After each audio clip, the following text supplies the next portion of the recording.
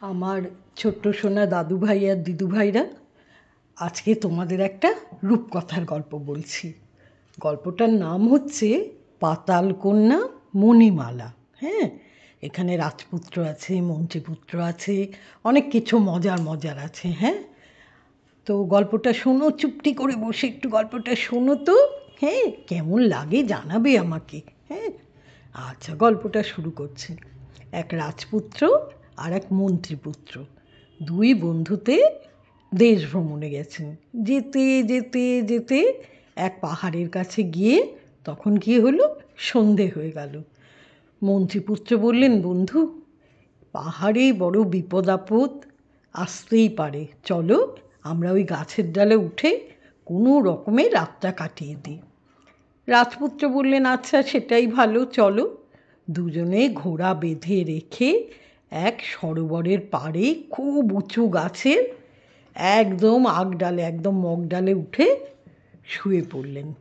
অনেক রাতে রাজপুত্র মন্ত্রীপুত্র কি জানি কিসের এক ভয়ঙ্কর শব্দ শুনে জেগে দেখেন, আরে বনের পুরো বনটা ভর্তি আলো হয়ে গেছে। সেই আলোতে ওরে বাপরে বাপ, রাজপুত্র মন্ত্রীপুত্রের গাটা ঠেলে দিয়ে বলল, পায়ে পায়ে গায়ে পায়ে কাঁটা দিল। দেখল কি, আকাশ পাতালে গলা ঠেকে এক কালো অজগর তাদের ঘোড়া দুটোকে আস্ত আস্ত একদম গিলে খাচ্ছে, আর অজগরের মুখে ঘোড়া ছটফট করছে। দেখতে দেখতে ঘোড়া দুটোকে গিলে যত দূর আলো দেখা যায়, অজগর বনের পোকা মাকড় খেতে খেতে তদ্দূর বেড়াতে লাগলো। রাজপুত্র ভয়ে থরথর করে কাঁপছেন।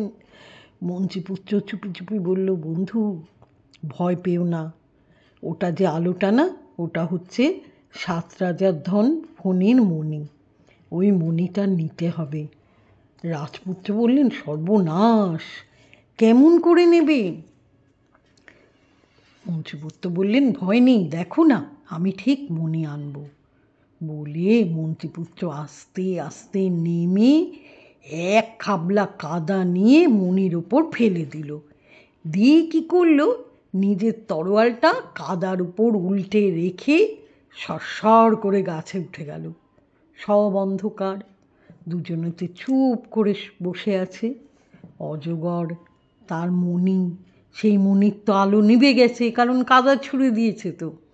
অজগর হুঁশ হুঁশ শুঁস শুঁস শব্দে ছুটে এলো, দেখে ওমা মণি তো নেই। অজগর তরোয়ালের ওপর ফটাফট ছোবল মারতে লাগলো। কাদার তলায় তো মণিটা পড়ে আছে, আর তরোয়ালের ধারে অজগরের ফণায় কি রক্ত বাবা! আর অজগরের চোখে আগুনের ঝলক, মুখে বিষের ঝলক। অজগর পাগল হয়ে গেল। সেই কালো কালো অজগর, কাল অজগর পাগল হয়েছে, সারা বনের গাছ মুড়মুড় করে ভাঙছে, লেজের বাড়িতে সরোবরের জল শতখান হয়ে যায়।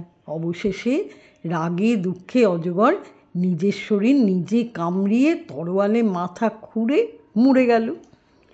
থরথর করে দু বন্ধুর তো রাত পোহালো। পরদিন রোদ উঠলে দুজনে বেশ করে দেখলেন যে না, অজগর তো সত্যি মরে গেছে। তখন নেমে কাদা মাখা মণিটা কুড়িয়ে দুই বন্ধু সরোবরে নামলো। নামতে নামতে নামতে দু বন্ধু যত দূর যান, জল কেবল দুভাগ হয়ে শুকিয়ে যায়। শেষে মণির আলোতে দেখেন পাতালপুরী পর্যন্ত একটা পথ। দু বন্ধুতে ওই পথেই চলতে লাগলো। খানিক দূর যেতেই দেখলো একটা খুব সুন্দর প্রাসাদ, চারদিকে ফুলের বাগান, ফুলে ফুলে ছড়াছড়ি, লতায় লতায় পাতায় পাতায় জড়াজড়ি। দুই বন্ধু সেই প্রাসাদের মধ্যে গেলেন। প্রাসাদের মধ্যে শু শু রু রু শব্দ। রাজপুত্র তো ভয়ে কাঁপতে লাগলেন। মন্ত্রীপুত্র বললেন, বন্ধু, ভয় পেও না, মণি কাছে থাকতে ভয় পেতে নেই। লকলকে চকচকে কোটি রঙের কোটি সাপ ডিঙিয়ে সাপের উপর দিয়ে হেঁটে দুজনে একটা ঘরে গেলেন। সেখানে সাপের দেয়াল, সাপের থাম, সাপের মেঝে, সাপের কড়ি, সাপের মণির, লক্ষ সাপের শয্যায়, লক্ষ সাপের বিছানায় মণিমালা রাজকন্যা নিশ্চিন্তে ঘুমোচ্ছেন। রাজপুত্র বললেন, বন্ধু এ কী? মন্ত্রীপুত্র বললেন, বন্ধু দেখো, এ হচ্ছে পাতালপুরীর পাতাল কন্যা। আশ্চর্য হয়ে রাজপুত্র দেখতে লাগলেন। ধীরে ধীরে মন্ত্রীপুত্র কী করল, মণিটা নিয়ে মণিমালার কপালে ছোঁয়াতেই মণিমালা জেগে উঠে বসলেন। রাজপুত্র আর মন্ত্রীপুত্রকে দেখে মণিমালা বললেন, আপনারা কে? এই যে কাল অজগরের পুরী, আপনারা কেমন করে এখানে এলেন? মন্ত্রীপুত্র বললেন, রাজকন্যা ভয় নেই, কাল অজগরকে আমরা মেরে ফেলেছি, আর এই রাজপুত্র তোমার বর। রাজপুত্র মণিমালা দুজনে মাথা নিচু করলেন। হেসে মন্ত্রীপুত্র মণিমালার গলার মালা রাজপুত্রের গলায় দিলেন, আর রাজপুত্রের গলার মালা মণিমালার গলায় দিলেন। চারদিকে লক্ষ সাপের ফনা হেলে দুলে উঠল। এবার সাপের রাজ্যে তো পরম সুখে ওরা দিন কাটাচ্ছে। কয়েকদিন পর মন্ত্রীপুত্র বললেন, বন্ধু আমরা তো এখানে সুখে আছি, দেশে কি হলো কে জানে, আমি যাই পঞ্চকটক দোলা বাদ্য সকল নিয়ে এসে তোমাদের বরণ করে দেশে নিয়ে যাব। রাজপুত্র বললেন, আচ্ছা। আবার সরোবরের পথে মণি দেখা দিল। মন্ত্রীপুত্র দেশে গেলেন। বন্ধুকে বিদায় দিয়ে মণি নিয়ে রাজপুত্র ফিরে এলেন। দুজনে আছেন। রাজপুত্র পৃথিবীর কত কথা মণিমালাকে বলেন, আর মণিমালা পাতালের যত কথা রাজপুত্রের কাছে বলেন। বলতে বলতে একদিন মণিমালা বললেন, জন্মে কখনো পৃথিবী দেখলাম না, দেখতে খুব ইচ্ছে করে। রাজপুত্র কিছু বললেন না। দুপুরে রাজপুত্র ঘুমিয়ে আছে। রাজপুত্রকে ঘুমোতে দেখে মণিমালা সাবান গামছা এগুলো নিয়ে মণিটা হাতে নিয়ে সরোবরের পথে পৃথিবীতে উঠলেন। আহ কি সুন্দর! পৃথিবী দেখে তো মণিমালা অবাক। মণিমালা বললেন, মণি মণি উজলে ওঠ, এই সরোবরের জলে আমি নাইব। অমনি মণির আলো উজলে উঠল, মানে মণির আলো জ্বলে উঠল। সরোবরের মাঝখানে রাজহাঁসের থাক, শ্বেত পাথরের ধাপ, ধবধবে সুন্দর ঘাট হয়ে গেল। মণিমালা ধাপের ওপরে মণি রেখে আর সাবান টাবান দিয়ে গা পা ধুতে লাগলো। সেই সময় সেই দেশের রাজপুত্র সেই বনে শিকার করতে এসছেন। তিনি সব দেখলেন। দেখেই রাজপুত্র ছুটে এসে জলে ঝাঁপ দিয়ে পড়লেন। চমকে মণিমালা দেখলেন এ তো মানুষ। মণি নিয়ে মণিমালা ডুব দিলেন। চোখের পলকে সব কোথায় গেল। রাজপুত্র হায় হায় করতে করতে ফিরে গেলেন। কাঠকুড়নি পেঁচোর মা এক বুড়ি এই সব দেখল। দেখে বুড়ি চুপটি করে থাকলো। এবার ওই যে রাজপুত্র ঝাঁপ দিয়েছিল সেই রাজপুত্র তো শিকারে গিয়ে সে তো পাগল হয়ে এসছে। কত ওষুধ বিশুধ, কিছুতেই রোগ সারে না। রাজা রানী অধীর হয়ে গেছে, রাজ্যের লোক অস্থির। অবশেষে রাজা ঢেড়া পিটিয়ে বললেন যে রাজপুত্রকে যে ভালো করতে পারবে অর্ধেক রাজত্ব আর রাজকন্যা তাকে দেব। কিন্তু কেউ তো এই ঢেড়াতে তো কেউ রাজি হলো না। শেষে পেঁচোর মা বুড়ি এই কথা শুনল। শুনে বুড়ি উঠে কি পড়ে দৌড়ে দৌড়ে রাজবাড়িতে এলো। গিয়ে রাজার কাছে গিয়ে বুড়ি বলল, তা রাজামশাই আমি তো ওষুধ জানি, আমি বুড়ো হাবড়া মেয়ে মানুষ, তা আমার পেঁচোর সঙ্গে যদি রাজকন্যার বিয়ে দাও তো রাজপুত্রকে ওষুধ দিই। রাজা তাই স্বীকার করলেন। তখন পেঁচোর মা বুড়ি একরাশ তুলো একটা চরকা নিয়ে পবনের নায় উঠে বললেন, ঘ্যাঘোর ঘ্যাঘোর ঘ্যাঘোর চরকা ঘ্যাঘোর, হটর হটর পবনের না মণিমালার দেশে যা। পবনের না মানে পবনের নৌকো মণিমালার দেশে গেল। বুড়ি সরোবরের কিনারে বসে ঘ্যাঘোর ঘ্যাঘোর করে চরকার সুতো কাটতে লাগলো। আবার দুপুরে রাজপুত্র শুয়েছে। মণিমালা মণি নিয়ে উঠে এলেন। উঠে এসে বলছেন, ও বুড়ি বুড়ি, তুই কোথা থেকে এলি? আমাকে একখানা শাড়ি বুনে দে না। বুড়ি শাড়ি বুনে দিয়ে কড়ি চাইল। মণিমালা বললেন, বুড়ি কড়ি তো নেই, এই একটা মণি আছে আমার। বুড়ি বলল, তা তাই দাও। মণিমালা মণি দিতে গেলেন, বুড়ি খপ করে মণিমালাকে সেই পবনের নৌকোয় উঠিয়ে বলল, ঘ্যাঁগোর চরকা ঘ্যাঁগোর, রাজপুত্র পাগল, হটর হটর পবনের না রাজপুত্রের কাছে যা। আর কি, বুড়ি মণিমালাকে রাজপুরীতে দিয়ে মণিটা লুকিয়ে নিয়ে বাড়িতে গেল। এবার তো মণিমালাকে দেখে রাজপুত্র ভালো হলো, মণিমালার সঙ্গে তার বিয়ে হবে, আর পেঁচোর সঙ্গে ওই যে রাজপুত্রের বোন সেই রাজকন্যার বিয়ে হবে। এবার 7 বছর ধরে নিখোঁজ পেঁচোর জন্য বুড়ি দেশে দেশে লোক পাঠালো। মণিমালা তখন বলল যে, আমার 1 বছরের ব্রত আছে, 1 বছর পরে যা হয় হবে। সকলে বলল, ঠিক আছে। মণি গেল, মণিমালা গেল, সাপের নিঃশ্বাস গরল, সাপের পরশিম। আজ রাজপুত্র ঘুমে ঢুলে রাজপুত্র সাপের সূর্যে ঘুরে পড়লেন। তখন সাপরা কী করলো, রাজপুত্রকে আষ্টে পিষ্টে জড়িয়ে ধরল। সেই নাগপাশের বাঁধনে রাজপুত্র সাপের শয্যায় বিষের ঘোরে অচেতন হয়ে রইলেন। দোলা চৌদোলা পঞ্চকটক নিয়ে সরোবরের পাড়ে এসে মন্ত্রীপুত্র ডাকেন, বন্ধু ও বন্ধু, পথ দেখাও।